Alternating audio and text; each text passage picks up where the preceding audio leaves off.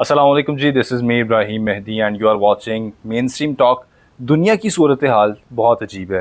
Iran, Israel और America के दरमियान जो है वो काफ़ी तनाज़े चल रहा है। आजकल जो है वो पाकिस्तान का किरदार बहुत बेहतरीन है, सालसी करवा रहा है पाकिस्तान। सीज़ फायर का जो मुतालबा किया गया था पाकिस्तान की तरफ से, अमेरिका ने उसको कह लें कि एक्सेप्ट कर लिया है। और देखते हैं कि ये सीज़ फायर का मुतालबा कब तक जो है वो कायम और दायम रहता है। अब जब ये जंग स्टार्ट हुई, इसकी बुनियादी वजह क्या थी, तनाज़े की बुनियादी वजह क्या थी, फिर इस जंग के दौरान कह लें कि सुप्रीम लीडर जो ईरान के हैं आयतुल्लाह ख़ामेनेई साहब, उनकी शहादत हुई। और उस शहादत के बाद बहुत सारी जो कह लें कि लोगों की एक बात थी, प्रिडिक्शंस होने लगी कि ज़हूर इमाम मेहदी जो है वो करीब है। क्या उसी तमाम अलामात जो हैं वो पूरी हो चुकी हैं? क्या ये ज़माना आखिर है? इन तमाम मामलात पे आज हमारे साथ बात करने के लिए मौजूद हैं जनाब क़िबला मौलाना सैयद फैज़ान हैदर ज़ैदी साहब। अस्सलाम वालेकुम, कैसे हैं आप? अलैकुम सलाम अल्हम्दुलिल्लाह, खुदा का शुक्र। सबसे पहले तो मैं चाहूँगा कि हम पॉडकास्ट स्टार्ट करने से पहले, ये डिस्कशन स्टार्ट करने से पहले जो है वो इस पॉडकास्ट का एजेंडा जो है वो थोड़ा सा डिस्कस कर लें कि सबसे पहले जो ईरान, इसराइल और अमेरिका का तनाज़ा चल रहा है, इसकी बुनियादी वजह क्या है? ये जियोपॉलिटिकल है, रजीम चेंज है, या इसके कोई और भी मकासद हैं? और इस जंग के बाद जो लोगों के दरमियान बातें होना शुरू हो गई हैं, या कह लें कि ज़बूर इमाम मेहदी करीब है, इसकी क्या अलामात हैं? एक कह रहे हैं कि मोमिन होने के नाते क्या तैयारी होनी चाहिए एक इंसान की? तो ये सारे मामला जो हैं आज की हम इस पॉडकास्ट में डिस्कस करेंगे। सबसे पहले आप साहब मुझे बताइएगा कि ईरान और अमेरिका के दरमियान जो तनाज़ा है या जो जंग चल रही है, इसकी बुनियादी वजह क्या है? औज़ु बिल्लाहि मिनश शैतानिर रजीम, बिस्मिल्लाहिर रहमानिर रहीम, अल्लाहुम्मा सल्लि अला मुहम्मदिन व आलि मुहम्मद। ख़ुद इमरान भाई, अल्लाह ताला हम सबको तौफ़ीक़ अता फ़रमाए कि हम इस तरह के मौज़ूआत से मुताल्लिक़ सिर्फ़ बात की हद तक नहीं, बल्कि ये आगही, ये बेदारी पूरी उम्मत इस्लामिया के अंदर मौजूद हो। और आपका उन्वान बहुत खूबसूरत है। मैं शुक्रगुज़ार हूँ आपका कि आपने मौका दिया इससे मुताल्लिक़ बात करने का। खूब, अगर हम देखें कि ईरान और इसराइल या ईरान और अमेरिका की जंग की बुनियादी वजह क्या है, तो ये तो वाज़ह सी बात है कि ये इस्लाम व कुफ़्र का मारका है। गरचे कि बहुत सारे तबक़ात के लिए आज इस बात को समझना थोड़ा-सा मुश्किल हो रहा है, लेकिन अगर कुछ निगाहों को खोल के देखा जाए और शायद कुछ तासुब की ऐनक उतार के देखा जाए, तो ये बात बिल्कुल वाज़ेह है कि इस वक्त इस्लाम व कुफ़्र का मार्का है। अब आप अगर अमेरिका से मुताल्लिक़ इस बात का यकीन रखते हैं कि एक तरफ तक कुल का कुल कुफ़्र जमा हो गया, तो यकीनन जहाँ कुल का कुल कुफ़्र जमा हो जाए, मद्दे मुक़ाबिल यकीनन वो हक़ और हकीकत है जिसके मुकाबले में ये कुफ़्र जमा हुआ है, या जिसने इस कुफ़्र को जमा कर दिया। तो बुनियादी तौर पे ये एक इस्लाम व कुफ़्र की जंग है, हक़ व बातिल की जंग है। बिल्कुल ठीक। मैं थोड़ा-सा इधर इंटरप्ट करना चाहूँगा, जिस तरह आपने कहा कि ये इस्लाम और कुफ़र की जंग है। रिसेंटली आपने आपने भी देखा होगा, मैंने भी देखा होगा कि एहतशाम अलाई ज़रीफ़ साहब का एक क्लिप आता है, और जिसमें वो कहते हैं कि हम मुकम्मल मज़म्मत करते हैं जो अमेरिका ने ईरान पे हमले किए, जो इसराइल की जानिब से ईरान पे हमला किया गया। दूसरी जानिब उन्होंने कहा कि जो ईरान कह रहा है, वो क्या कह रहा है? हरमैन शरीफ़ैन को उन्होंने ख़ुसूसी तौर पे कहा कि वहाँ पे हमला किया जा रहा है, दूसरे मुस्लिम ममालिक पे, कतर पे, कुवैत पे, यूएई पे हमला किया जा रहा है। तो ये आप किस तरह देखते हैं इस्लाम और कुफ़र की जंग, जैसा आपने कहा, और दूसरी साइड पे ये पॉइंट बिल्कुल डिफरेंट है। सही। हाँ, यही वो नुक्ता है जिसको समझने की ज़रूरत है कि मसलन हम ये कह रहे हैं कि ईरान इस्लाम व कुफ़्र की जंग है, और ईरान हमले कर रहा है इस्लामी ममालिक पे मसलन, या हरमैन पे हमला कर रहा है। तो सबसे पहली बात ये कि मसलन मुसलमान जब हज पर जाते हैं, तो वो शैतान को कंकरियाँ मारते हैं। क्या शैतान को कंकर मारते हुए किसी ने ये तसव्वुर किया है कि मैंने हरम पे हमला कर दिया? नहीं, ऐसा नहीं हुआ ना। हज का रुकन है, हज का हिस्सा है शैतान को कंकर मारना। सही। और जो शैतान को कंकरियाँ, वो सिमट का शैतान, उसको इसलिए आप कंकर मार रहे हैं कि आप प्रैक्टिस कर लें, तमरीन कर लें, ताकि असली शैतान जब आपके मुकाबले में आए, तो आप उसके मुकाबले में क़याम कर सकें, खड़े हो सकें। बिल्कुल इसी तरह है कि कोई भी मिज़ाइल जाकर अगर इस्लामी ममलिकत या इस्लामी मुक़द्दसात को हिट करता है, तो यकीनन ये हमला काबिल मज़म्मत हमला है।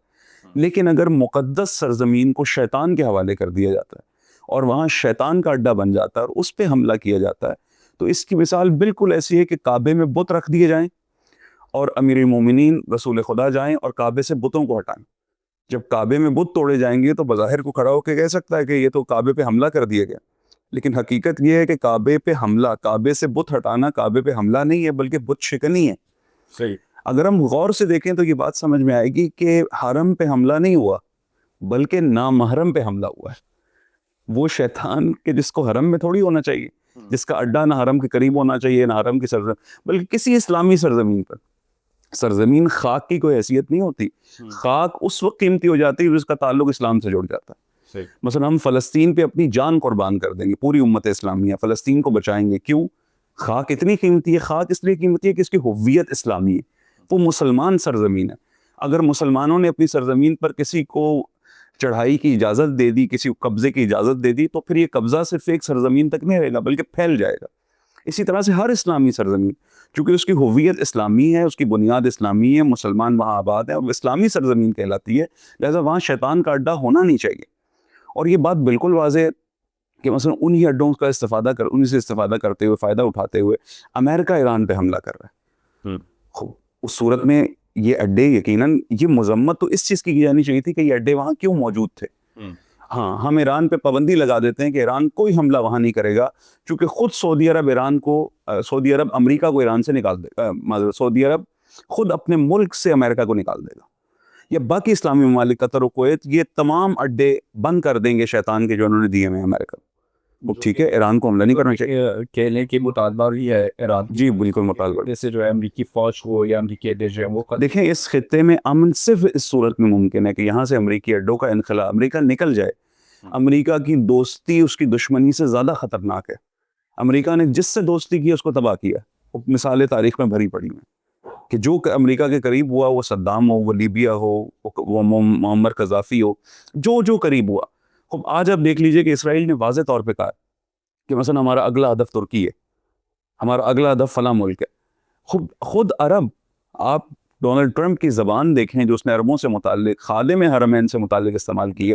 اس زبان کے بعد آپ کس طرح سے توجیہ کر سکتے ہیں کہ امریکہ کو آپ کے ملک میں ہونا چاہیے اور ایک اسلامی سرزمین پر حملہ کرنا چاہیے, کہ سالوں سے جس کو اس نے جکڑ کے رکھا ہوا تھا, پنجوں میں جکڑی ہوئی تھی مسلسل, اقتصادی پابندیاں اور نہ جانے طرح طرح کی پابندیاں, اور اس کے باوجود ایک ملک جو ایٹمی طاقت نہیں رکھتا, جس کے پاس ایئر فورس نہیں ہے, جس کے پاس اور بہت سارے وسائل نہیں ہیں, اس نے ایک مرتبہ امریکہ کو مجبور کر دیا.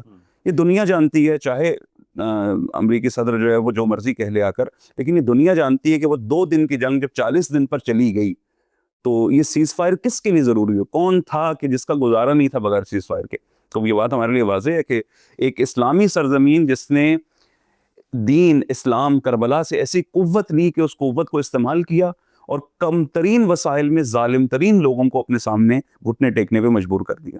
صحیح. میں ادھر سے تھوڑی سی بات کو آگے بڑھانا چاہوں گا, اور آپ نے جس طرح پوائنٹ دیا کہ جیسا یہ لوگ لڑے ہیں, یہ قومیت سے بڑھ کے مذہب کے لیے لڑے ہیں. اور کچھ دن پہلے ہم ایک اور کلپ دیکھ رہے ہیں ساحر ندیم صاحب کا, انہوں نے ایک لبنہ کا مکمل ایران کی حمایت کی, اور پھر ایک پوائنٹ کہا کہ ایرانی جو ہے وہ اللہ کے لیے نہیں بلکہ قومیت کے لیے لڑتے ہیں, جبکہ آپ نے جو پوائنٹ ڈسکس کیا وہ بالکل تھوڑا سا کہنے کے برعکس ہے, بالکل اپوزٹ ہے. آپ اس کو کس طرح سے دیکھتے ہیں کہ ایران کی جنگ کیا صرف اب قومیت کے لیے ہے؟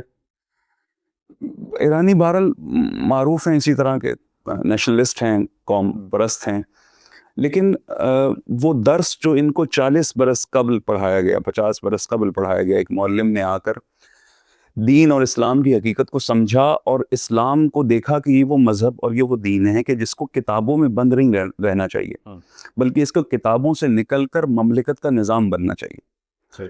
وہ معلم حضرت روح اللہ خمینی تھے. امام خمینی نے آ کر ایک قوم کو درس پڑھایا. یقیناً عوام ہوتے ہیں, عوام میں خاص طبقہ ہوتا ہے کہ جسے پروردگار خاص توفیقات دیتا ہے, اس کے اندر جرأت اور عزم پیدا ہوتا ہے, اور وہ ایک ایسی فضا قائم کرتے ہیں کہ جس میں سب اس کا حصہ بن جاتے ہیں. ایران کے اندر اگر آپ کہیں کہ یہ صرف قومیت کی جنگ ہے یا اور کسی وجہ سے, مثلا کوئی صرف امریکہ دشمنی میں آیا ہوا اسلام کا حامی نہیں, عوام میں مختلف طبقات موجود ہیں ایسی, لیکن آپ یہ دیکھیے کہ یہ استقامت جو انہوں نے دکھائی ہے قابل تصور ہے. اس وقت وہ ہوا ہے کہ جو سالوں میں اسلامی تاریخ میں حتیٰ اس کی نظیر ڈھونڈنا مشکل ہے. میں اس سے زیادہ اس پہ کچھ نہیں کہتا, شاید کچھ کے لیے تشویش کا سبب ہو. خود سے اگر کوشش کریں اور ڈھونڈیں تو اس طرح کا واقعہ ہمیں تاریخ میں کہیں اور نظر آتا ہے. اس سکیل کی جنگ, اس لیول پر آ کر لڑنا کہ جہاں ایک پوری قوم واقعاً امت بن جائے, جسد واحد بن جائے. اگر یہ صرف قومیت پہ نکلے ہوتے تو اتنی استقامت نہ دکھا سکتے کہ مثلا ایک طرف بم گر رہا ہے, ہم دیکھ رہے ہیں، ویژولز دیکھ رہے ہیں، بم گر رہا ہے، اور دوسری طرف تمام لوگ کھڑے ہوئے ہیں، کسی کے اندر خوف نہیں ہے، حتیٰ ماں شیر خوار بچہ لے کر میدان میں کھڑی ہوئی، اور ایک مطالبہ کر رہے ہیں کہ ہم مرنے کو تیار ہیں، لیکن اس دفعہ کفر کو موقع نہیں دینا، ہم جان دینے کو تیار ہیں، لیکن اس دفعہ ظالموں کو موقع نہیں دینا کہ وہ ہم پہ دوبارہ حملہ کر سکیں۔ تو یہ عزم، یہ ارادہ اور اس قوت کے ساتھ لوگوں کا قربانیاں دینا اور قربانیاں دے کے میدان میں قائم رہنا، وہ اس بات کی علامت ہے کہ یقیناً یہ جرأت انہوں نے کسی خاص جگہ سے لی ہے۔ یہ جرأت انسان کو نصیب نہیں ہوتی جب تک اس کا تعلق خدا سے نہ جڑ جائے۔ صحیح۔ اور وہ رستہ کہ جس کے ذریعے سے انسان کا تعلق خدا سے جڑتا ہے اور یہ والی جرأت نصیب ہوتی ہے، وہ کربلا کے سوا کوئی اور رستہ نہیں ہے۔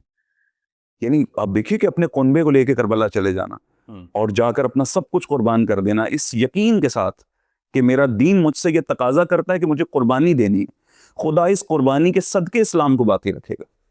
اسلام زندہ ہوتا ہے ہر کربلا کے بعد۔ وہ کربلا کا مطلب یہ ہے کہ وہ کربلا جو حسین ابن علی نے برپا کی تھی، اب کوئی آئے پیروکار بن کے آقا حسین کا، اور انہی اصولوں کے ساتھ جو آقا حسین نے قائم کیے، میدان میں دشمن کے سامنے کھڑا ہو جائے بغیر یہ دیکھے کہ میرے پاس کتنی تلواریں ہیں، کتنے نیزے ہیں، کتنے تیر ہیں، کتنے افراد ہیں، اللہ پہ بھروسہ اور میدان میں قیام کرے۔ یہ قیام، یہ مقاومت خوب یہ کربلا کے ذریعے سے حاصل ہوئی ہے۔ اگر کربلا کے ذریعے سے خدا کو نہ سمجھا جاتا، خدا کو بہت ساروں نے سمجھا ہے، کچھ لوگوں نے صرف اپنے کھانے اور پینے کے لیے خدا کو سمجھا ہے، یعنی ان کا خدا صرف انہیں کھانے پینے کے لیے دیتا ہے، کوئی مصیبت میں پھنس جائے تو خدا بھول جاتا ہے، یا بعض اوقات مصیبت شدید ہو جائے، کوئی سہارا نہ نظر آئے تو صرف اسی وقت پہ خدا یاد آتا ہے۔ لیکن حسین ابن علی کا خدا وہ ہے کہ جو جہاں حسین اکبر، اصغر اور اس طرح کی عظیم شخصیات، یہ فرزندان حسین ابن علی نہیں تھے فقط، بلکہ یہ وہ شخصیات تھیں جن کے اندر سیرت و کردار رسول اللہ عملی نظر آتا تھا۔ اور آپ نے جس طرح جناب علی اکبر علیہ السلام سے متعلق فرمایا کہ خلقن و خلقن و منطقن برسول، کہ ایک ایسی شخصیت، ایسی ذات کہ جس کے اندر جس کا چہرہ، جس کا کردار ہو بہو شبیہ رسول تھا۔ اور ان تمام کو لے کر امام کربلا پہنچ گئے۔ آقا صرف جوان نہیں بلکہ اپنی گھر کی خواتین کو لے کر، کہ ان اللہ شاء یراہ قتیلا، ان اللہ شاء یراہن سبایا، خدا چاہتا ہے کہ میرے اہل حرم کو اسیر دیکھے، خدا چاہتا ہے کہ مجھے قتل ہوا دیکھے، خدا چاہتا ہے، سے مطلب یہ کہ اس وقت دین خدا یہ تقاضا کرتا ہے۔ آج اگر آپ کو یہ قوم میدان میں کھڑی ہوئی نظر آ رہی ہے تو صرف قومیت نہیں ہے اس جگہ پر، بلکہ وہ راسخ دینی مذہبی عقیدہ ہے، وہ بنیاد، وہ گویا توحید ہے، خدا پہ بھروسہ ہے، اور اپنے پیشوا اور اپنے امام سید الشہداء علیہ السلام کی سیرت ہے، اور دیگر ائمہ، تمام معصومین کی، 14 معصومین کی سیرت ہے، جن میں مقاومت آپ کو تمام کی سیرت میں نظر آتی ہے۔ اب اس کے بعد ایک قوم اس قابل ہوئی ہے کہ دشمن کا مقابلہ کر سکے اور دشمن کو اس طرح سے گھٹنوں پہ لا سکے۔ صحیح۔ جب یہ جنگ کا آغاز ہوا تو بہت سارے لوگوں کا ایک پوائنٹ تھا کہ ہو سکتا ہے یہ جیو پولیٹیکل جنگ ہو، کچھ لوگوں کا تھا کہ ہو سکتا ہے کہ اس میں جو مذہبی عوامل ہیں وہ کافر ہو، پھر کچھ تھا کہ یہ رجیم چینج کی جنگ ہے، اور سم ہاؤ ٹرمپ نے بہت دفعہ یہ خود بھی مینشن کیا کہ یہ رجیم چینج کروائیں گے، اور اب ان کی جانب سے ریسنٹلی اگر دیکھا جائے اس حوالے سے جو اسٹیٹمنٹ ہے، انہوں نے کہا کہ ہم رجیم چینج کروا چکے ہیں۔ حالانکہ آپ دیکھیں تو خامنائی کے بعد خامنائی ہی ہے، یہ بیسیکلی رجیم وہ چینج کیوں کروانا چاہتا ہے، اور ایران میں ایسا رجیم کیا ہے جس کو وہ چینج کروانا چاہ رہے ہیں جو ان کی سمجھ میں نہیں آ رہا؟ وہ بھی بہت خوبصورت سوال ہے، اور تمام مسلمانوں کے لیے سوچنے کے لیے بہت اہم نقطہ ہے کہ جس کو ہم شیطان اکبر سمجھتے ہیں، شیطان بزرگ سمجھتے ہیں، ویسے میرا خیال ہے مسلمانوں میں کوئی ایسا نہیں ہے جس کو یہ شک ہو کہ وہ شیطان ہے یا نہیں ہے۔ امام خمینی نے فرمایا تھا امریکہ شیطان اکبر ہے، خوب آج تمام مسلمان جانتے ہیں کہ وہ شیطان اکبر ہے۔ خوب اب بتائیے، شیطان جس کو اس قدر برا سمجھ رہا ہے کہ اسے ختم کرنے کے لیے گویا خود کش حملہ کر رہا ہے۔ آپ دیکھیے نا، ٹرمپ نے جو حالات اب بن چکے ہیں، آپ احساس کر سکتے ہیں کہ یہ صرف ایران پہ حملہ نہیں تھا، بلکہ یہ خود کش حملہ تھا در حقیقت، کہ جس میں اپنی حکومت، اپنی سیاست، اپنی حیثیت، خوب سب کچھ آج داؤ پہ ختم کر بیٹھے نا۔ یعنی شیطان جو یہ سب چیزیں چاہتے ہیں، اقتدار جن کے لیے ضروری ہے، جو اقتدار کے لیے سب قربان کرتے ہیں، ایک ایسی رجیم ان کے رستے کی رکاوٹ بن چکی ہے جس کو ختم کرنے کے لیے سب کچھ کرنے کو تیار ہے۔ تو سوچنے کی ضرورت ہے نا کہ یہ وہی رجیم تو نہیں ہے کہ جس کے ذریعے سے امت اسلامی عزت پا سکتی ہے، کہ وہی رجیم تو نہیں ہے جس کے ذریعے سے آج کی دنیا میں اگر آج ہم چاہیں کہ شیطانوں کا مقابلہ کیا جا سکے اور ان مقاصد کو حاصل کیا جا سکے جو خدا نے ایک بندے کے لیے مقرر کیے ہیں، تو کیا یہ وہی رجیم نہیں ہے جس کے ذریعے سے تمام مقاصد کا حصول ممکن ہے؟ اب آپ جو بار بار اس طرف اشارہ کر رہے ہیں کہ اس کے اندر مذہبی نقطہ کیا ہے یا مذہبی عوامل کیا ہیں، دیکھیں، رجیم یعنی ولایت فقیہ، ولایت فقیہ کو ختم کرنا ہے۔ میں چاہوں گا کہ تھوڑا سا ولایت فقیہ کو آپ ڈیفائن ضرور. ہاں اس کو اب اس کے لیے ہم تفصیلی بات کر سکتے ہیں. میں صرف اس سوال کے جواب کی حد تک مختصر آپ کی خدمت میں عرض کروں کہ بحیثیت شیعہ، دیکھیں اس وقت جو حالات ہیں، جو فضا ہے نا، اس کے اندر میں شیعہ کو بطور فرقہ پیش نہیں کر رہا. بنیادی طور پہ سب سے بری اور سب سے غلط بات یہ ہے کہ شیعہ کو بعنوان ایک فرقہ پیش کیا جائے. ایک شیعہ ہو، ایک سنی ہو، اور شیعوں میں چند فرقے ہوں اور سنیوں میں چند فرقے ہوں. خوب یہی وہ سبب ہے جس کی وجہ سے غیر مسلم عناصر ہم پر حاکم ہے، ڈیوائڈ اینڈ رول. شیعہ سے متعلق بلے شیعہ سنی اختلاف ہے، شیعہ کی اپنی رائے ہے، اس کی اپنی دلیل ہے، اہل سنت کی اپنی دلیل ہے، مذہب ہیں، دونوں راہیں ہیں اور دونوں اپنے اختلافات کے ساتھ ایک ساتھ چل سکتے ہیں. شیعہ کے ہاں واضح طور پر حکومت سے متعلق یہ نظریہ موجود ہے جو قرآنی اور ایمانی نظریہ ہے، جس کے لیے ہم بے پناہ دلائل رکھتے ہیں کہ حاکم ہمیشہ خدا مقرر کرتا ہے. صحیح. نبی اکرم صلی اللہ علیہ وآلہ وسلم خدا کی طرف سے مقرر کردہ حاکم تھے. آپ کے پاس جو آئین تھا وہ قرآن تھا، آئین بھی خدا کی طرف سے نازل کردہ آئین تھا. حاکم امت کا حاکم، لوگوں کا حاکم، بندگان کا حاکم اس کو وہ ہو سکتا ہے کہ جسے خدا مقرر کرے. جس سے بندے خود انتخاب کریں، اسے لوگوں پہ حکومت کا حق حاصل نہیں. حق اسے حاصل ہے جسے خدا نے مقرر کیا.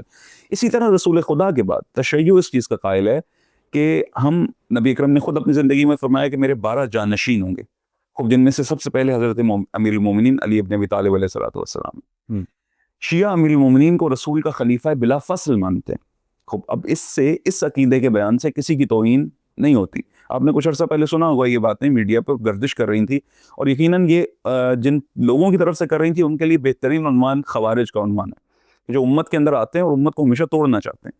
مثلا اگر کوئی یہ کہتا ہے کہ حضرت ابو بکر خلیفہ بلا فصل ہیں اور پہلے خلیفہ ہیں، تو اس پر مجھے اعتراض نہیں ہونا چاہیے. وہ اپنا عقیدہ بیان کر رہا ہے اور اس کے پاس اس کے دلائل موجود ہیں. میں کہہ رہا ہوں کہ امیر المومنین علیہ السلام پہلے خلیفہ ہیں، تو اس پر دوسرے کو اعتراض نہیں ہونا چاہیے کیونکہ میرے پاس دلائل موجود ہیں. میں اس کے عقیدے کو نہیں چھیڑ رہا ہوں بلکہ اپنا عقیدہ بیان کر رہا ہوں. اور یہ خلافت بھی ایسی نہیں ہے جو لوگوں نے امیر المومنین کو عطا کی ہو، بلکہ یہ وہ خلافت ہے جو اللہ کی جانب سے عطا ہوئی اور نبی نے غدیر میں اس کا اعلان فرمایا.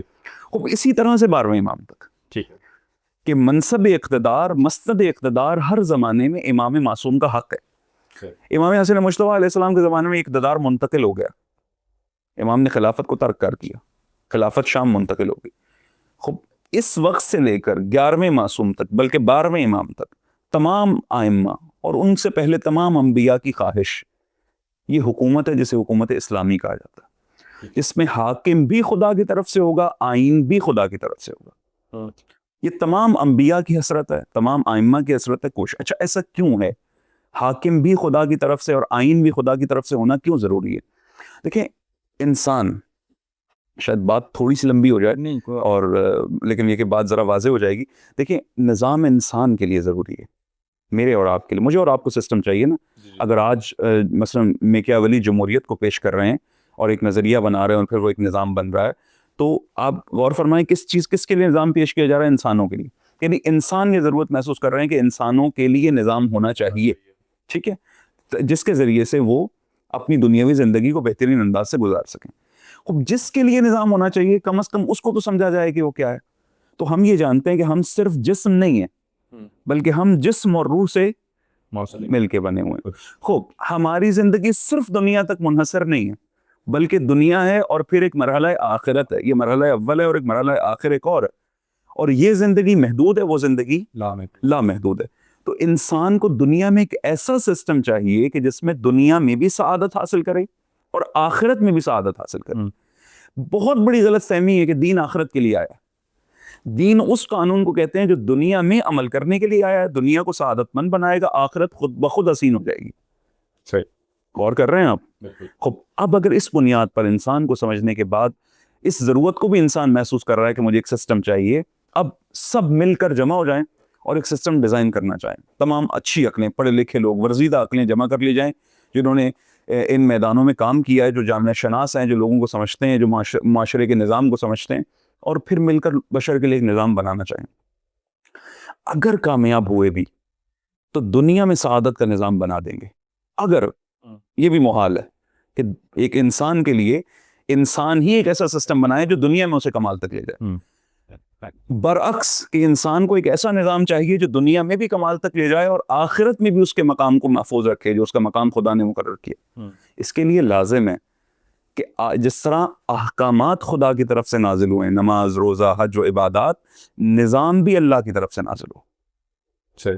بالکل اس کے لیے سادہ سی مثال یہ ہے کہ ایک یونیورسٹی اور یونیورسٹی کے قوانین، موٹر وے اور موٹر وے کے قوانین، کیا آپ موٹر وے کے سارے قوانین کو اٹھا کے لاہور کی کسی سڑک پہ لگا سکتے ہیں؟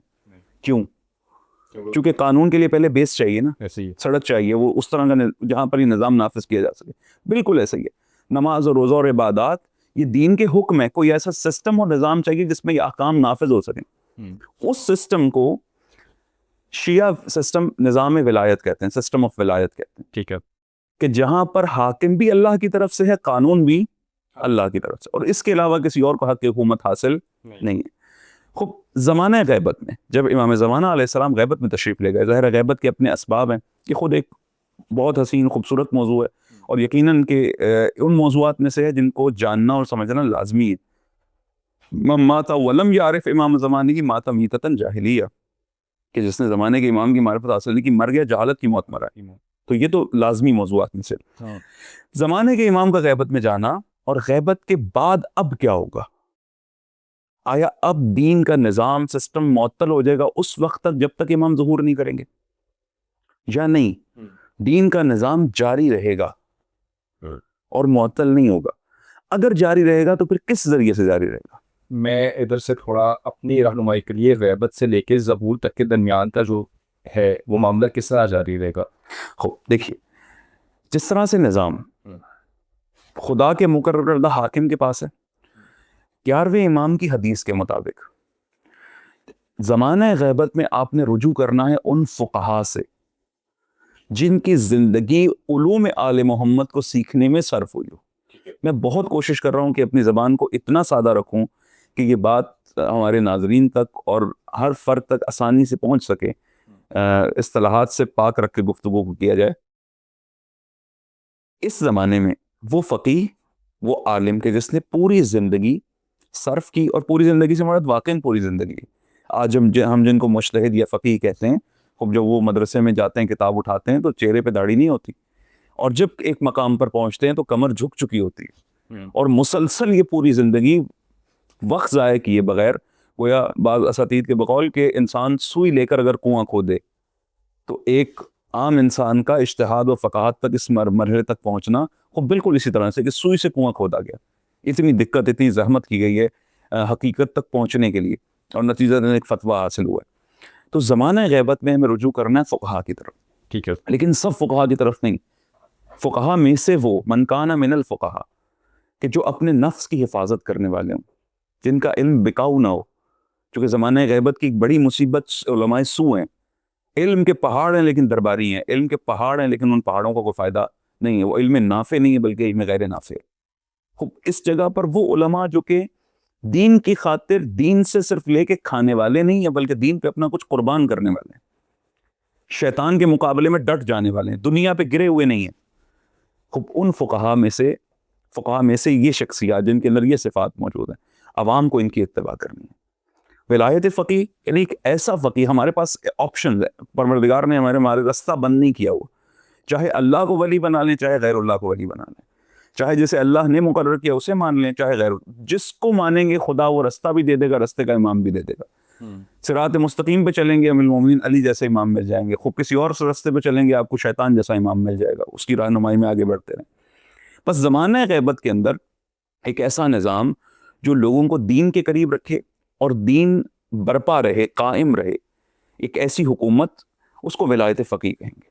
ولایت فقیہ کی ضرورت اس لیے ہے کہ زمانہ غیبت کے اندر لوگوں کو اس قابل رکھنا، اس قابل بنا کر رکھنا کہ وہ اپنے زمانے کے امام کا استقبال کر سکیں، اور لوگوں کو، آنے والی نسلوں کو، دیکھیے اگر حضرت موسیٰ علیہ السلام چند دن کے لیے خدا سے ملاقات، 30 دن اور 40 دن کے لیے خدا سے ملاقات کے لیے چلے جائیں اور پیچھے اپنا وارث چھوڑ کے بھی جائیں حضرت ہارون جیسا، تب بھی امت ایک سامری، ایک جادوگر، اس کا بنایا ہوا بچڑا اور بچڑے کے بولنے میں مبتلا ہو کے نبی کی اتنی محنت کو بول جاتی۔ تو زمانے کا امام کہ جن کی غیبت 1200 سال طولانی ہو چکی ہے، کتنے سامری، کتنے حملہ ور آئے ہوں گے اس وقت میں 40 دن ہی کا حساب اگر ہم کر لیں جو قوم کو ادھر ادھر لے گئے ہوں گے. ایک ایسا نظام کہ جو لوگوں کو مربوط رکھے, یکجا رکھے. اور خداوند متعال نے یہ توفیق اس زمانے ایک فقیہ کو عطا کی کہ جہاں ظالموں نے اس قدر دبایا ہوا تھا کہ علوم آل محمد کا سیکھنا, علم پڑھنا مشکل ہوا تھا, اور زیر زمین یہ علوم حاصل کیے جاتے تھے, وہ اس کو زیر زمین سے نکالا, نہ فقط روئے زمین پہ لائے بلکہ اس کو ایک مملکت کا نظام بنایا. 1000 سالہ شہنشاہت صرف اس اسلامی نظریے کی بنیاد پر اس طاقت کے ساتھ گرا دی کہ آج بھی زمانے کی زندہ قوت توحید ہے, حکم خدا ہے اور خدا کی طرف سے مقرر کردہ حاکم ہے. بس زمانہ غیبت میں حکومت اسلامی کی شیعی تفسیر کا نام ولایت فقیہ صحیح. اور اختیار ہے. آپ چاہے تو فقیہ کو ولی مان لیں, چاہے کسی غیر فقیہ کے پیچھے چلیں, کوئی مسئلہ نہیں ہے. یہ ولایت دیکھیں, ایک وقت میں انقلاب جب آیا تھا تو انقلاب شیعہ اور سنی دونوں کا تھا. سنیوں کے کان میں آگے کا شیعوں کا ہے, شیعوں کو آگے کا ایرانیوں کا ہے. ایرانیوں کو کہا نہیں, یہ انقلاب ہی تمہاری بدبختی کا ذمہ دار ہے. جتنی سینکشنز پابندیاں ساری تم پر, انقلاب ختم کر دو, امریکہ سے دوستی کرو, چند مطالبات مان لو, جھک جاؤ, قبول کر لو, نتیجتاً کامیاب ہو جاؤ گے. امام خمینی فرماتے تھے کہ امریکہ اس دن سے ڈرو گے جس دن تم امریکہ کے دوست ہو جاؤ, یعنی شیطان کے دوست ہو جاؤ. شیطان کی دوستی زیادہ خطرناک ہے. یہ نظام, یہ سسٹم کیوں دشمن اتنی زحمت کر رہا ہے اسے مٹانے کے لیے, اسے دبانے کے لیے؟ اس لیے کہ یہ وہی نظام ہے جو آج لوگوں کو اور حق و حقیقت کے ساتھ مربوط رکھ سکتا ہے, ایک. اور دوسرا, سب نے اپنی آنکھوں سے دیکھ لیا کہ تمام اسلامی ممالک اپنے تمام تر مال و دولت و پیسے کے ساتھ, اسلحے کے ساتھ, قوت کے ساتھ کس پوزیشن پہ کھڑے ہوئے ہیں.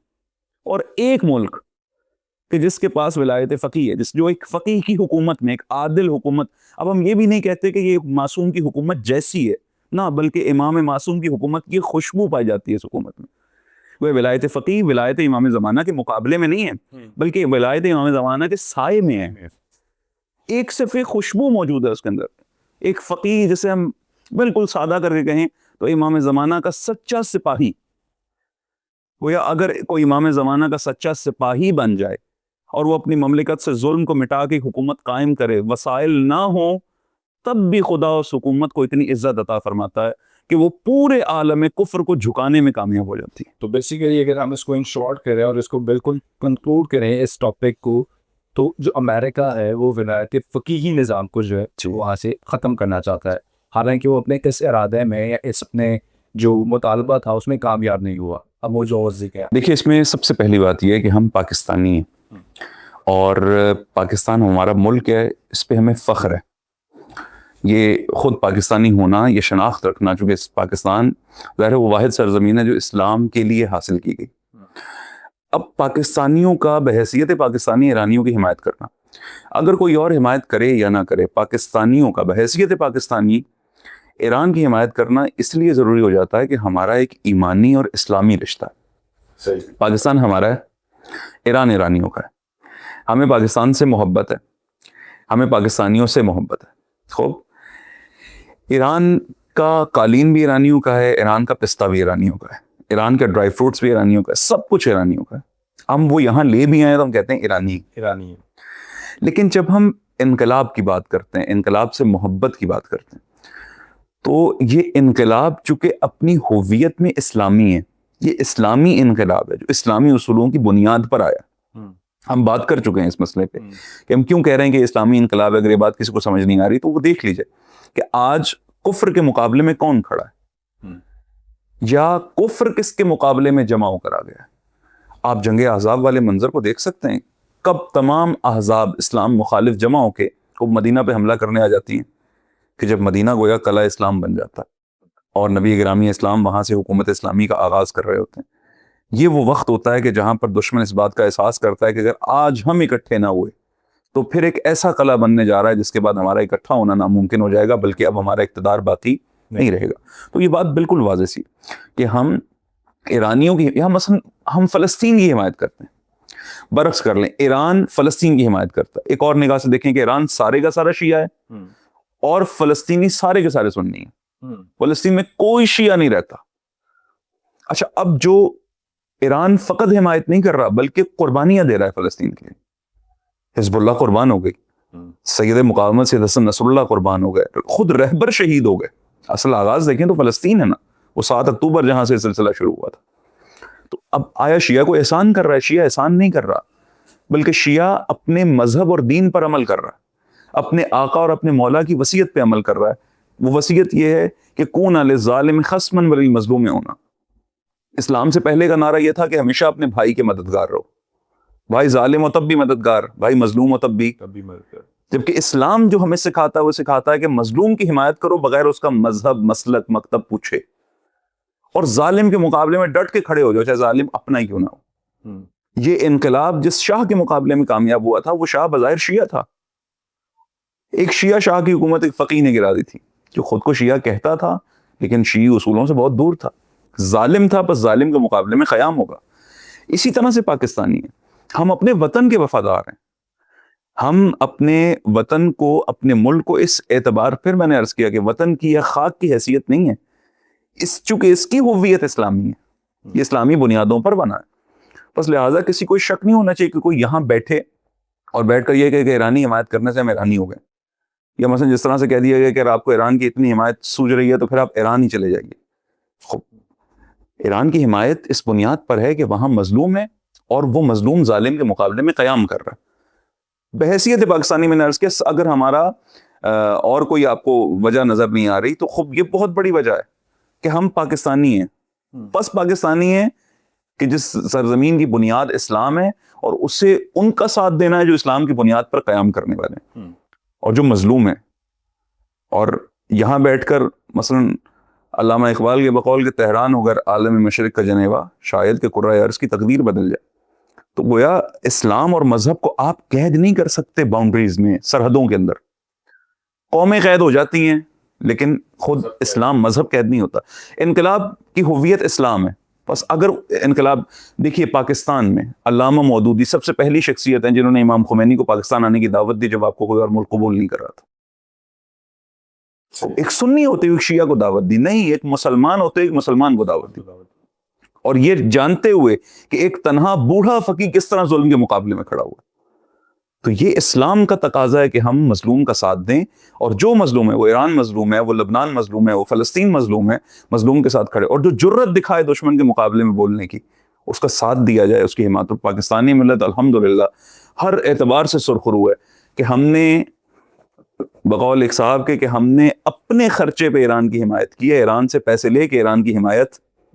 کتنی خوبصورت بات ہے. اس پوائنٹ پہ اگر آپ پاکستان کی بیک چینل ڈپلومیسی دیکھیں، ثالثی دیکھیں، تو پاکستان کی جو ایفرٹس ہیں اس کی تو تعریف کرنی پڑے. جی یہ بھی 100% یقین جان، یہ بھی بات بالکل درست ہے آپ کی کہ واقعاً پاکستان نے جو اس وقت کردار ادا کیا اپنا حکومتی سطح پر، جس طرح سے ثالثی کا کردار ادا کیا اور جس طرح سے جنگ بندی کے اندر اپنا کردار ادا کیا، واقعاً یہ قابل تحسین ہے. اور پاکستان کا یہی کردار بنتا ہے، یہی کردار جچتا ہے کہ پاکستان اپنے آپ کو ایک تو واضح کرے کہ ہم کہاں کھڑے ہوئے ہیں، اور جس طرح سے آج پوری دنیا شاباش کہہ رہی ہے، ایرانی قوم کی بھی شکر گزار ہے، حکومت کی بھی شکر گزار ہے کہ ایسے ماحول میں کہ جہاں پر کچھ کا کچھ ہو سکتا تھا، خوب پاکستانی قیادت نے جی پاکستانی اس قدر ذمہ داری کا ثبوت دیا، اور اس ماحول کو جو ہے وہ اس بری سطح تک جانے کے لیے ہماری دعا ہے کہ یہ ثالثی کامیاب ہو، اور یہ مسئلہ جو ہے جس طرح سے ایرانی مطالبات ہیں ان کو منظور کر لیا جائے، اور یہ جنگ بہرحال کسی حد تک تھمے. البتہ یہ بھی واضح رہے کہ جنگ دو ممالک کی نہیں ہے.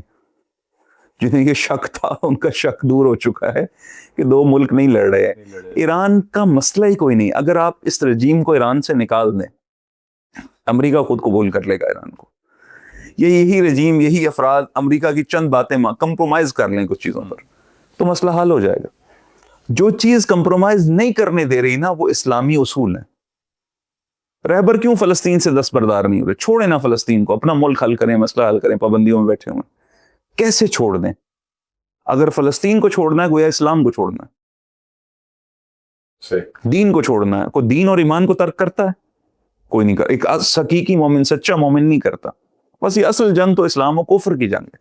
یہ جنگ اس طرح سے ختم نہیں ہوگی بلکہ یہ جنگ منتہی ہوگی ظہور حضرت حجت پہ کہ جب ہر ظلم، ہر ظالم پرچم سرنگو ہوگا اور ہر حق کا پرچم سر بلند ہوگا. لیکن بہرحال یہ جو اس وقت کوششیں ہیں، اس ڈسکشن کو اس سائڈ پہ لے کے آنا چاہ رہا تھا. آپ نے اس پوائنٹ کو خود ریز کیا.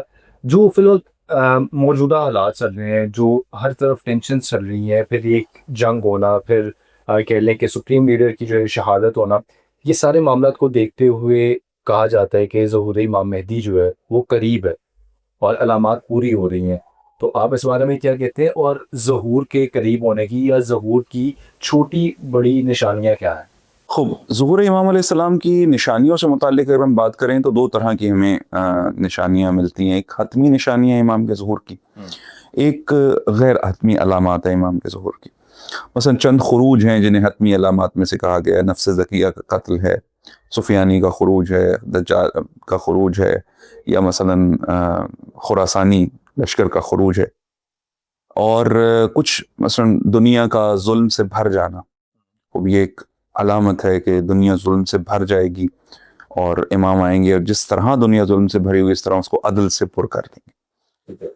لیکن اس نشانیوں والے ٹاپک پہ ہم ایک تفصیل سے اور بھی بات کی جا سکتی ہے، لیکن یہاں نقطہ میں مختصر کروں تو سمجھنے والا یہ ہے کہ کیا ظہور امام چند علامتیں اور نشانیاں پوری ہونے پر موقوف ہے، یا یہ کہ نہیں، بلکہ اصل وجہ غیبت کی بھی کچھ اور ہے اور ظہور کی بھی کچھ اور ہے.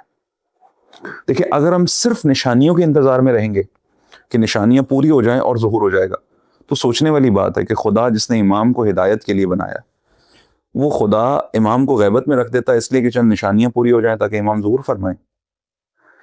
راز یہ ہے کہ ایک رشتہ ہے جو امام اور امت کا رشتہ ہے. اگر یہ رشتہ قائم ہو جائے تو پھر وہ مقاصد حاصل ہوتے ہیں جہاں خدا بشر کو پہنچانا چاہتا ہے. امام اور امت کا ایک رشتہ ہے، امام اور امت کا ایک تعلق ہے، اور وہ تعلق یہ ہے کہ امت کو امام چاہیے، امام کو امت چاہیے. قوم اور امت میں کیا فرق ہے؟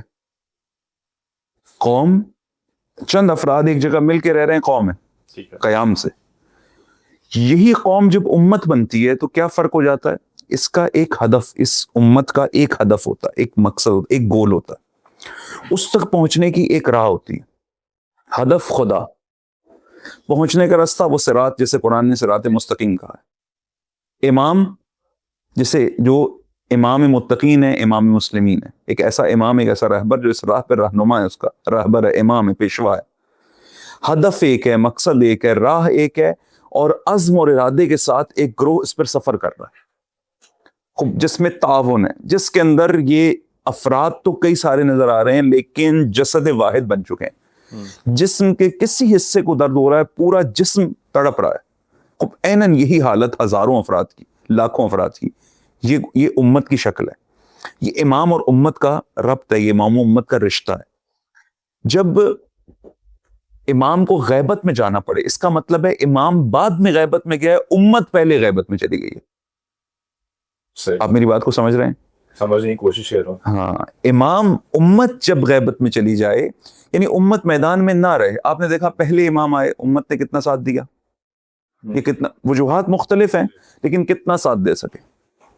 تعین کے امام عسکری علیہ السلام، جن کا خود لقب عسکری ہے، یعنی جنہیں ایک چھاونی میں رکھا گیا، معسکر میں رکھا گیا اور امام کا لقب عسکری قرار پایا تاکہ آپ کی حرکات کو، آپ تمام ائمہ کی سیرت میں آپ کو کربلا نظر آتی ہے. گرچہ یہ بھی ایک تفصیل طلب موضوع ہے کہ کیسے نظر آتی، چونکہ تمام ائمہ کی روح ایک ہے. یہ منصب امامت تقاضا کرتا ہے کبھی ظلم کو قبول نہیں کرنا، کسی ظالم کے سامنے نہیں جھکنا. امام حسن عسکری علیہ السلام کے زمانے میں ہم دیکھا امامت مہجور تھی. وہ مسند اقتدار جو امام کا حق تھا وہ کسی اور کے پاس تھی، لہٰذا 12ویں امام غیبت میں چلے گئے. امام کو کس چیز کا انتظار ہے؟ چند نشانیاں پوری ہو جانے کا، دشمنوں کا خوف مثلا. یہ ساری چیزیں امام کے راستے کی رکاوٹ نہیں ہوتی. آپ آقا امیر المومنین پہلے امام کو اٹھا کر دیکھ لیجیے، آقا کی سیرت اٹھائیے، نہج البلاغہ دیکھیے، امام نے کس کا شکوہ کیا ہے؟ امام نے دشمنوں کا شکوہ نہیں کیا، کیونکہ دشمن کا کام ہی دشمنی کرنا ہوتا ہے. شکوہ جب بھی کیا ہے اپنوں کا کیا ہے، یعنی ایسے اپنے جو ساتھ بھی ہیں اور ساتھ نہیں ہیں.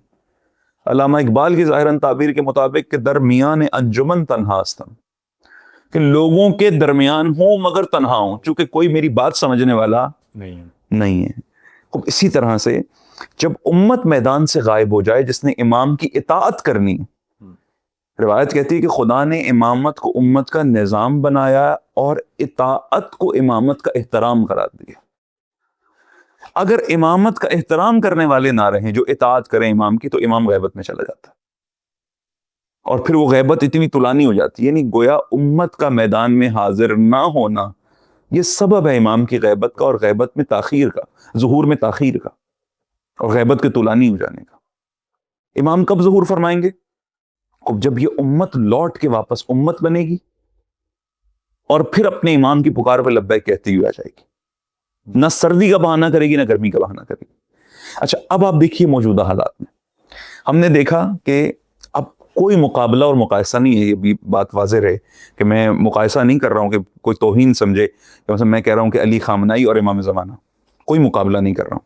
ایک امام ہے، آقا ہیں، پیشوا ہیں، مقتدا ہیں، اور علی خامنائی ان کے پیروکار ہیں، سچے پیروکار ہیں، واقعی پیروکار ہیں. خوب، ان کو پیروکار ہونے کی حیثیت سے اپنی امت میں غیبت امام میں خوب لوگوں کا رہبر ہونے کا مقام حاصل ہے.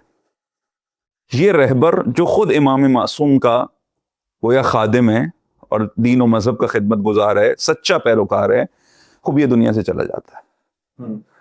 اب بہترین بہانہ ہے قوم کے لیے کہ جب آئمہ جیسے رہبر موجود تھے تو قومیں جمع نہیں ہو رہی، لوگ جمع نہیں ہو رہے، امت نہیں بن رہی. یہاں پر تو غیر معصوم رہبر ہے، وہ چلا گیا، امت بھی میدان چھوڑ کے چلی جائے. ہم جنگ احد کو مثال لے سکتے ہیں کہ یہاں بھی لوگ بعض اوقات غلط سمجھ لیتے ہیں کہ مقایسہ ہو رہا ہے. نہیں، مقایسہ نہیں ہو رہا ہے. کوئی کر سکتا ہے نبی اکرم کا مقابلہ کرے نبی کے کسی امتی سے؟ خوب یقیناً آج جو امت میدان میں استقامت دکھا رہی ہے یہ رسول خدا کی سچی پیروکار امت ہے کہ جنہوں نے اپنا رہبر کھو دیا مگر اس کے باوجود میدان میں ڈٹ کے کھڑے رہے. یہ بہت بڑا پیغام ہے کہ آقا امام زمانہ ہم وہ نہیں ہیں کہ جو ذرا سی مشکل پہ گھر چلے جائیں، بلکہ ہم وہ ہیں جو دشمن کی بمباری میں ڈٹ کے میدان میں کھڑے ہوئے ہیں. یہ اعلان کر رہے ہیں کہ آقا آپ تشریف لائیں، ہم آپ کے ظہور کے لیے تیار ہیں. ہم چونکہ آقا نے آ کر یہی تو کرنا ہے، ہر ظالم پرچم سر نگون کرنا ہے، حق کے پرچم کو سر بلند کرنا ہے. اور یہ کیسے ہوگا؟ یہ ہوگا جب امام اور امت کا رابطہ برقرار ہو جائے گا. آج یہ امت کی حالت، امت کا بیدار ہونا، لوگوں کا بیدار ہونا اور بیدار ہو کے دشمن کے مقابلے میں کھڑا ہو جانا.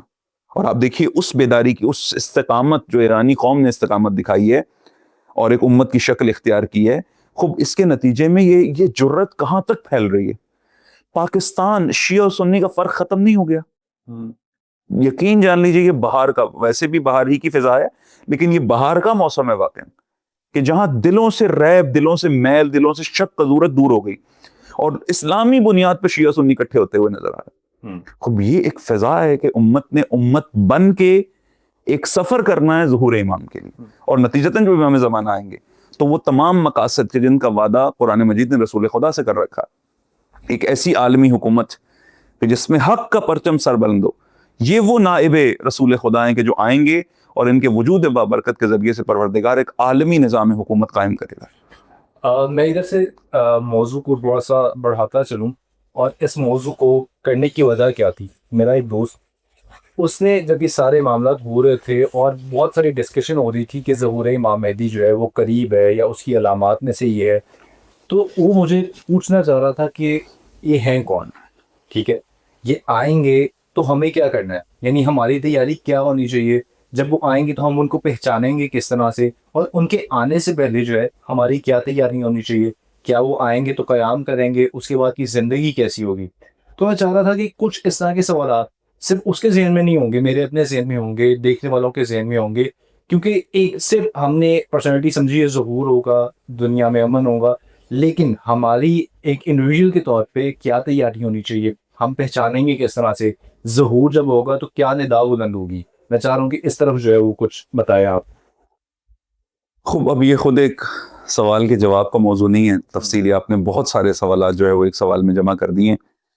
امام زمانہ علیہ السلام تشریف لائیں گے، یہ شیعہ سنی کے ہاں مشترک عقیدہ ہے کہ امام زمانہ علیہ السلام تشریف لائیں گے، متفق عقیدہ ہے، اور امام آ کر ظلم سے امت کو نجات دیں گے. البتہ کچھ فرق کے ساتھ کہ اہل سنت کے ہاں یہ موجود ہے کہ وہ ابھی پیدا ہوں گے، اور ہمارے ہاں یہ ہے کہ وہ پیدا ہو چکے ہیں اور غیبت میں، اور جب ظہور فرمائیں گے تو آپ کی عمر ایک 40 برس کے جوان جیسی آپ کی عمر ہوگی، آپ کا قیافہ ایک 40 برس کے مرد جیسا ہوگا. اور امام زمانہ علیہ السلام کے لیے ہمیں اہم سوال ان سب میں یہ ہے کہ ہمیں کیا تیاری کرنی ہے. یقیناً ہم اس وقت پہچان لیں گے جب ہم وہاں ہوں گے جہاں امام کی شناخت ہوتی ہے. ہمیں تاریخ میں ملتا ہے کہ بعض اوقات امام ایسی پوزیشن پہ آگے کھڑے ہو جاتے ہیں. مثلا امیر المومنین علیہ السلام سے کسی نے ایک مقام پہ پوچھا تھا کہ آقا مجھے سمجھ نہیں آتی آپ حق پر ہیں یا آپ کے مد مقابل حق پر ہیں. یعنی ایسی پوزیشنز بن جاتی ہیں کہ بعض اوقات خود امام، مثلا امام علی علیہ السلام سے متعلق دنیا آگاہ ہے، دنیا جانتی ہے، دنیا معترف ہے، علی علی ہیں. خوب اس کے باوجود ایک شخص جو علی کو دیکھ رہا ہے وہ آقا سے پوچھ رہا تھا مجھے نہیں سمجھ میں آ رہی آپ حق پر ہیں یا آپ کا مد مقابل حق پر ہے. گویا ایک ایسا میدان ہے جہاں اگر آپ آ جائیں تو اس کے بعد آپ امام کی شناخت کر سکتے ہیں. امام کیوں آئیں گے؟ امام آئیں گے دین نافذ کرنے کے لیے. امام کا منصب، نبی کا کام، رسول کا کام خدا سے دین لینا اور لے کے لوگوں تک پہنچا دینا. امام کا کام اسی دین کو نافذ کرنا. اور نافذ کن پہ کرنا ہے؟ عام لوگوں پر. خب کیا ان کی مرضی کے خلاف یہ کام کرنا؟ نہیں، مرضی کے خلاف نہیں کرنا، چونکہ خدا نے رشد اور غی کو واضح کر دیا اور انسان نے خود آگے بڑھ کے حق اور حقیقت کو قبول کرنا ہے. رستے کا انتخاب انسان نے کرنا. وہ چاہے تو امام کو مانے، چاہے تو امام کو نہ مانے. ہمیں خود کو ایسا بنانا ہے. دیکھیے ایک شخص جو آج دین پر عمل کرنے کو تیار ہے، دین کے حکم، خدا کے حکم کی رعایت کرتا ہے، خدا کے حکم کو حکم سمجھتا ہے، خوب نزیتاً امام زمانہ کا منتظر ہے کہ امام آئیں گے اور دین نافذ کرنا چاہیں گے تو اس کے لیے دین کو قبول کرنا کوئی بڑا مسئلہ نہیں ہوگا. لیکن وہ شخص کے جو خود دین ہی کو کچھ نہیں سمجھتا، خوب یقیناً جب امام زمانہ آئیں گے تو یہ امام کو پہچاننے مشوش ہو جائے گا. یا بعض اوقات انسان دیندار ہوتا ہے لیکن دین کے نام پہ کچھ ایسے کام کر رہا ہوتا ہے جن کا دین سے کوئی تعلق نہیں ہوتا.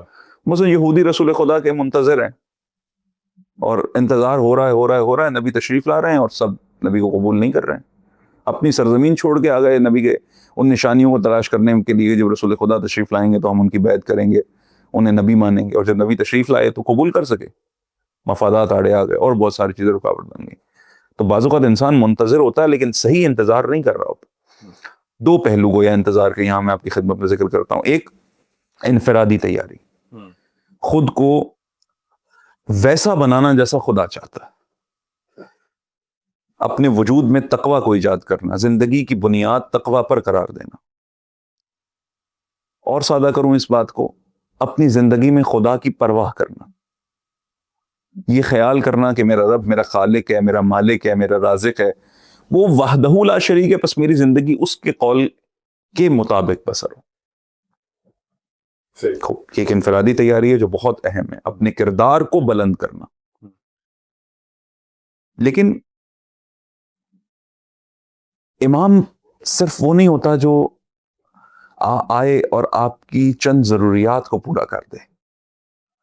مثلا انفرادی اعتبار سے آپ متقی ہو گئے، ٹھیک ہو گیا. اب امام کون ہے؟ امام وہ ہے جن کے ذریعے سے حاجتیں پوری ہو جائیں گی. امام وہ ہے جن کے ذریعے سے دعا کریں گے، دعا قبول ہو جائے گی. امام کے ذریعے سے امام کا واسطہ دیں گے خدا کی بارگاہ میں، وہ امام باب الحوائج ہیں. یا اس سے بڑھ کر مثلا امام ایک عالم ہے اور امام سے بڑا کوئی عالم نہیں ہے، پس امام کے ہم شاگرد ہو جائیں گے اور مسئلہ حل ہو جائے گا. آپ امام کو سب کچھ مان لیجئے لیکن اگر امام کو امام نہیں مانیں گے مسئلہ حل نہیں ہوگا. ایک مانوی تیاری آپ نے کر لی. اب امام زمانہ آ کیوں رہے ہیں؟ امام زمانہ تشریف لا رہے ہیں حق کا پرچم بلند کرنے کے لیے اور تمام باطل اقتدار اور حکومتوں کو نابود کرنے کے لیے. گویا ایک عالمی سیاسی نظام قائم کرنے کے لیے کہ جو الہی نظام ہے، الہی حکومت ہے. اب یہ جب ہم سیاسی کہتے ہیں تو فوراً ہمارے ذہن کھٹک جاتے ہیں کہ سیاست کو ہم کوئی اچھی چیز نہیں سمجھتے اور امام کو اتنا اچھا سمجھتے ہیں کہ امام سے اچھا کسی اور کو نہیں سمجھتے. تو امام سیاست کریں گے مثلا. یہاں سیاست کے معنی کو سمجھنے کی ضرورت ہے. سیاست امور مسلمین کی تدبیر کو کہتے ہیں. پھر وہی بات جو ہم پہلے کر چکے ہیں کہ ایسی تدبیر کہ جس کے نتیجے میں معاشرہ، لوگ دنیا میں بھی سعادت مند ہوں، آخرت میں بھی سعادت مند ہوں. یہ تدبیر، اس تدبیر کو سیاست کہتے ہیں. یعنی امور مسلمین کو منظم کرنا. امام نے آ کر یہی کام کرنے. خوب اب جو دوسرے کر رہے ہیں انہوں نے اپنی شیطنت کا نام پیارا سا سیاست رکھ دیا. نتیجتاً شیطنت میں کا نام سیاست رکھا، سیاست ہو گئی بدنام. لہٰذا امام کے ظہور کی تیاری جو ہم نے کرنی ہے وہ ایک عالمی نظام کی تیاری کرنی ہے. یعنی ایسا نہیں ہوگا کہ ایک شخص جو ہے وہ اپنے آپ کو متقی بنا کے گھر میں بیٹھ جائے گا مصلی پر امام کا انتظار میں کرے. یہی پوچھنا چاہ رہا ہوں کہ جس طرح آپ نے اس چیز کو ڈسکس کیا کہ ایک فرد ہے اس کی دو طرح کی تیاری ہے. ایک تو یہ مذہبی تیاری ہوگی یا جی. دینی تیاری ہوگی کہ وہ متقی بن جائے. دوسری تیاری جب اس نے امام کا استقبال کرنا ہے تو اس کی سیاسی تیاری جو ہے وہ کیا ہونی چاہیے آج کے ماحول میں. اچھا اس کو بھی دو حصے نہ کیجیے نا. یعنی یہ نہ کہیے یہ مذہبی تیاری ہے اور یہ سیاسی تیاری ہے، بلکہ یہ کہیے کہ گویا مذہبی تیاری ہی امام خمینی کے بقول کہ ہماری سیاست ہی ہمارا دین ہے اور دین ہی ہماری سیاست ہے.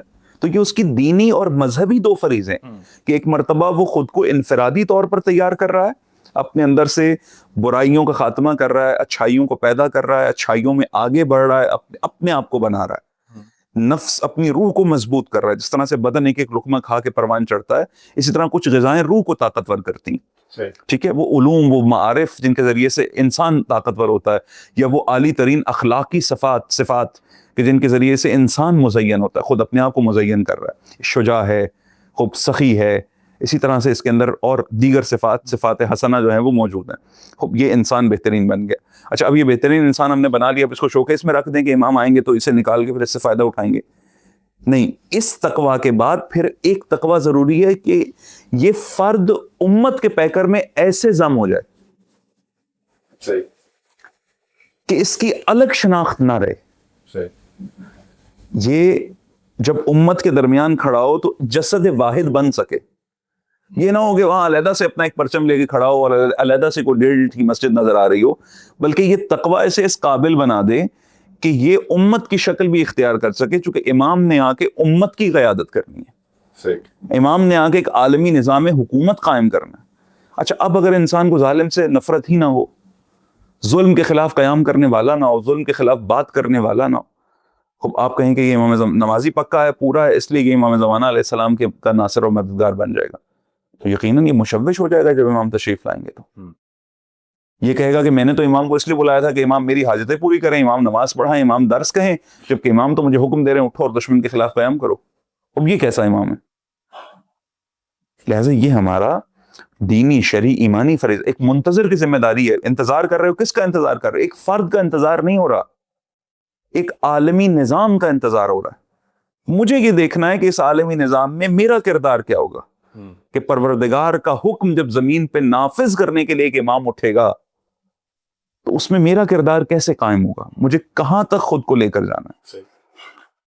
صرف عبادات کی حد تک اپنے آپ کو آمادہ کر لینا خب یہ گرچہ یہ اصل ہے، لیکن اس پر رک جانا انسان کو ہلاک کر دیتا ہے. عبادات میں آپ اتنے عالی ہوں کہ آپ اس مقام بصیرت تک جا پہنچے، ایسی عبادت ہو جس کے بعد خدا آپ کو ایسی نگاہ عطا کرے کہ آپ بابصیرت ہو، آپ رہبر شناس ہو، آپ دشمن شناس ہو.